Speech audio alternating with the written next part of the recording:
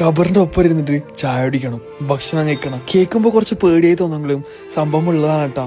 അഹമ്മദാബാദിലെ ഒരു റെസ്റ്റോറൻ്റ് ആണ് ലക്കി റെസ്റ്റോറൻറ്റ്. ഇവിടെയാണ് ഈ ഒരു സംഭവം ഉള്ളത്.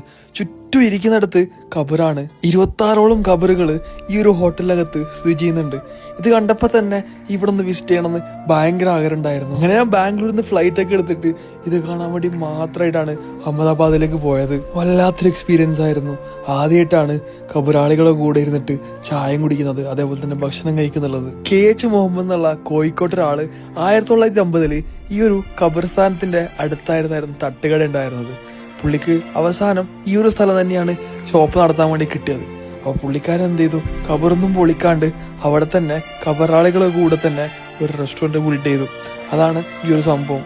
ഇന്നും ഈ ഖബറിനകത്ത് കിടക്കുന്നത് ആരാന്ന് പോലും ആർക്കും അറിയില്ല. നിങ്ങൾ അഹമ്മദാബാദ് പോകുന്നുണ്ടെങ്കിൽ എന്തായാലും ഇവിടെ ഒന്ന് വിസിറ്റ് ചെയ്ത് നോക്കാം. ബൈ.